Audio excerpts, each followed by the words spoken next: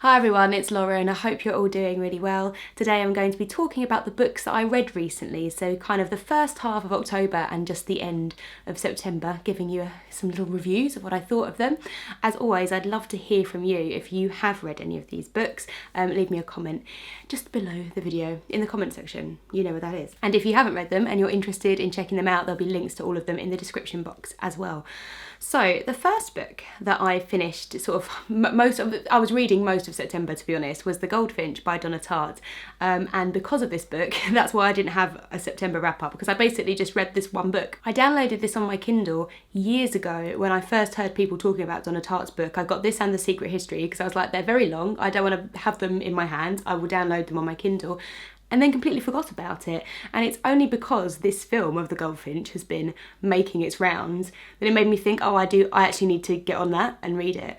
And I'm really pleased I did, especially because halfway through reading it, I actually went to New York, which is where it's set, and it just felt like everything made a lot of sense to me in my head, more than it would have normally, I suppose. This is about a young boy called Theo who is involved in a terrorist incident at the Met Museum. His mother is killed in this explosion, and in the confusion he steals the painting, The Goldfinch, and it's how that one event, I suppose, propels him throughout his life. He has to go and live with his father in Las Vegas for a while. There's a little bit of a connection between another old man who was in the museum at the time, and so Theo ends up seeking out his family as well. And it's about him dealing with this secret that he took the painting when he was only about, I think, maybe 13, 14, he's quite young, and then thinks, well, I can't tell anyone about this because I'll be put in prison, and so he just doesn't tell anyone for years. He doesn't know what to do about it. And typically with Donna Tartt's books, it's very long, and it's like really looking at the minutiae inside his head of his life. But really, I feel like it's about him dealing with his own grief for his mother, and this kind of secret connection he has to the painting and to the other people involved in the explosion, and how he can never really shake that trauma, and it kind of ripples throughout the rest of his life. It's one of those things where it is about the plot, but it's not about the plot, because life just seems to kind of happen to him, really, and we just kind of go on and on and on and on until we reach the conclusion. Which is, typically that's how books work. I don't know if you've noticed. But in saying that, I mean that it's quite difficult to describe this book without telling you, like, blow for blow what happens in it, when it's not really about that. I just got lost myself in Donna Tartt's writing, like I did with The Secret History. I feel like people do say that you either love one of them or love the other one, which is so stupid because she's written like 3 books and these are the 2 longest ones, and that's not very much to go on, that you either like one or the other.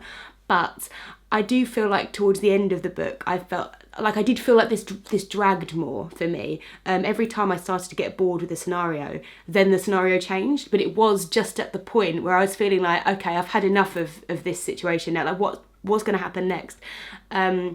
Which I didn't feel like with The Secret History. So probably on balance, I preferred the other one, if that's the game we're playing of comparing these 2 books. Next, I read the September-October pick for our Feminist Orchestra book club. I will leave details of the club in the description box below if you're interested in joining. But after me talking about this book, you may not want to join, let's be honest.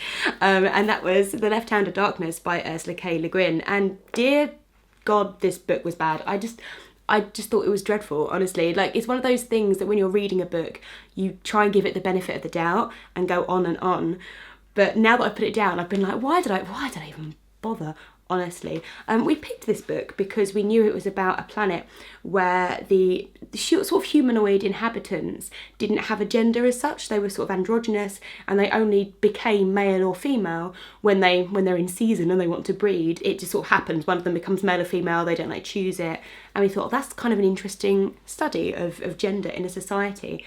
And that's not what this book is about. This book is part of a wider series called the Hainish Cycle, I think, where each of the books are standalone, but they're set in the same overarching world. So perhaps it was more difficult for me to get into this book when I hadn't read anything about this world before. But I felt like so much of this book was explaining this really specific society, and specific languages and all the names of all the people. And it felt like worse than Lord of the Rings, and it's this long, so there wasn't really very much plot. Like, it felt like she would go on and on about certain words for snow in one language on this planet, and in another language on the planet as well, which are kind of untranslatable into English. And I was like, oh, this isn't useful. I don't know why you're telling me this. Like, snow isn't part of this plot. I don't need all this backstory.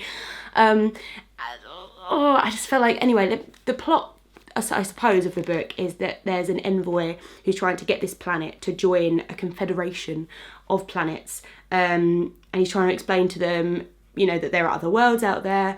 He's a human like you or I, and is a man, but then sort of nothing really happens. It feels like there's political intrigue, but it was really hard for me to understand, and she kept talking about the geographies of these two countries, and I was like, I don't care, like, you're not explaining it enough for me to understand how these countries relate to each other. There's no maps or anything. And the whole gender side of it, the narrator decides to call everyone he, so it just feels like everyone's a man, and they're all kind of dressed up because it's a very cold planet, they're all dressed up in furs and stuff all the time.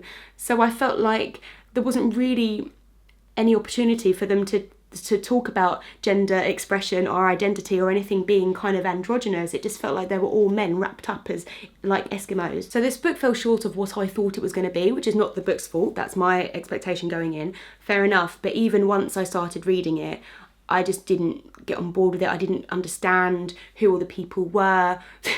So, I mean, maybe I'm just an idiot, but I just really couldn't get into it. I felt like plot didn't happen for ages and then happened out of nowhere, and you were supposed to care about these people. And I was like, well, I haven't cared about them for like 50 pages, so why would I care about them now? So I got about 2/3 of the way through and put it down, because I was like, it's taking me so long to read with all of these alien language words and references to things and to like concepts that I just don't understand, and I don't want to understand. So that's a shame. Please let me know if you've read this. I'm really sorry, because I feel like Ursula K. Le Guin is one of those big sci-fi writers. I have heard that the Earthsea series has probably aged a bit better than this one, but I'm just, you know. Then something else I've had on my Kindle for ages, and just haven't read yet, is Sharp Objects by Gillian Flynn. And since I was on my Kindle anyway, I thought, oh yeah, I've not read this yet. Downloaded it years ago when Gone Girl came out, and I really enjoyed this book, especially after reading something as lengthy and detailed as The Goldfinch. Picking up Sharp Objects, I was like, wow, oh my god, I'm like 2 lines down. There's already so much plot, but I really liked the pace of it, and I really got into it. It's about a woman who is a journalist in Chicago, and then there's some murders of young girls happening back in her hometown, so her editor has sent her home to comment on it. And it's really about her confronting the trauma in her childhood, the abuse essentially that her mother subjected her and her sisters to, and also coming to terms with and being confronted with the death of her little sister who died when they were children, at the same time as researching all of these murders. So I really enjoyed it. I did feel like there were twists in it that I sort of could see coming, and then could see how the twist was I don't know, I feel like I got what was going on in the book, so it didn't feel like a mystery as such. But despite there being no kind of big reveal like I feel like there is in Gone Girl, I just really enjoyed it. I loved seeing what these awful characters were doing. I felt like there was so much threat in that house for our main character, and also the sort of wider themes of women being sexualized, especially when they're quite young, of gendered violence. It's really interesting. It felt similar to Gone Girl in that way, with the kind of themes that it's exploring. So overall I really enjoyed it, and I couldn't wait to pick it up and see what was going to happen next. So I think it's a really good book to read at this time of year, so getting closer to Halloween. And it actually did put me on quite a bent of books of that nature. So the next one that I picked up was Lullaby by Leila Slimani, and this is, of course, has been around for ages. Everyone was talking about it like a year ago. And this is a fiction book, but it is based on, or inspired by, I suppose, the murder of 2 children in New York by their nanny. So in this, they are living in France, and we know right at the beginning that the nanny has killed the children, and then you sort of go back and understand what's happening within this family, and it's looking at the codependency between them. And what I really enjoyed about this book was the sort of examination of class and race, and that within sort of French society, but also just within that idea of, I guess, master and servant, but in the modern day, and just how dependent the family were on Louise, but then also how dependent on them she was, and how much she just infiltrated their lives.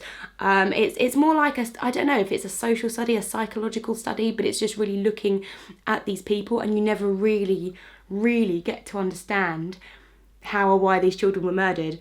It's just kind of, you get some hearsay from other people who had worked with her, people who lived next door, and I quite liked that aspect as well, because it's really how people put themselves in the middle of a tragedy, even when it's got nothing to do with them. And I like that this wasn't quite what I expected it to be. It doesn't really focus on violence at all, which I think is a good thing, but you still get that really tense, nervous atmosphere kind of around this family, and it just feels like it's really building to something that is going to snap, which I thought was really good and really well written. So I would like to read Adele, which is her most recent book. Is that right? I don't know if they came out at different times. I feel like this was translated first. Anyway, Lauren doesn't know what she's talking about, but I enjoyed the book. And finally, I read some Ocean Vuong, who I've not read before, and the book I picked up was On Earth We're Briefly Gorgeous. Ocean Vuong has written poetry before, and this is his first book. I had no idea what to expect going into this book, because I feel like all of everybody else's reviews about it are very much about sort of Ocean Vuong's language.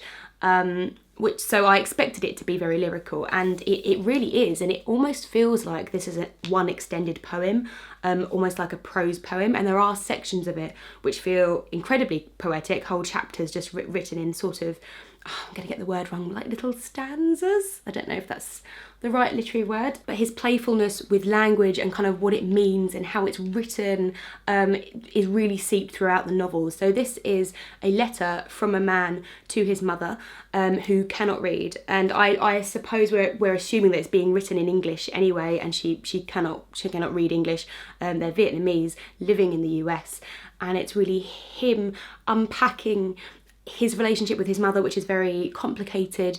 There's a lot of fierce love, but there's also kind of a lot of difficulties in their relationship as well. And he's looking back through his life, his youth, him growing up with his mother and his grandmother, and then him starting a relationship with a boy that he works with, and him kind of grappling with his sexuality and with his mother. But then it also looks back at his grandmother's life and his mother's life in terms of the stories that they've told, and them being products of the Vietnam War. He talks a lot about that, how trauma can kind of ripple through families. And there's some really interesting, really gorgeous, like visceral juxtapositions he makes, things between Vietnam and the US, but also things about race, things about sexuality, things about mothers and children. And what's weird is I read this book and I was like, wow, I'm kind of in awe of it. Like, I think it's amazing what he's written. I don't know how much I enjoyed it though. Because I don't know if it was for me. I feel like I read it thinking this is very, very clever on one hand, but for me, I felt like there were too many instances where he was being really, really clever with words and language. I should have written down some examples, but it'd be something like the difference between being broken into and being broken into, or like someone, I don't know, like it's already, are we already here, or are we all ready? I don't know, things like that, which were very clever when I read them. But I started to feel like there were too many of them. There were too many sort of allusions to things, too many metaphors, too many examples. But then a lot of the book is about language and the meaning of language, and the fact that he's growing up bilingual, and you know, he can speak a language his family can't speak, and what the meanings of things are. Like I do get that. So it's the kind of thing that I can read it and objectively look at it and think that's amazing, and you know, that's really well written, but at the same time say it's not my favourite book that I've ever read. So hopefully that helps as a review for you if you think you would like this, because I would highly recommend it, and I would especially recommend it if you are someone who really loves poetry, because there's so much of that running through his writing, as you would expect from a poet. I think it's just not the kind of thing that I personally naturally attuned to. So that's me for this month so far. Do let me know what you have been reading and what you've been really enjoying. I was reading a lot of non-fiction previously, and I think I just got to a point and I thought, no, and I threw off the shackles of fact and went straight into fiction, and I'm just loving that at the moment. So I'd really like some fiction recommendations from you. I'd always especially like to hear from you if you've read any of the books mentioned in this video, and we can have a chat in the comment section, and I will see you in my next video. Bye!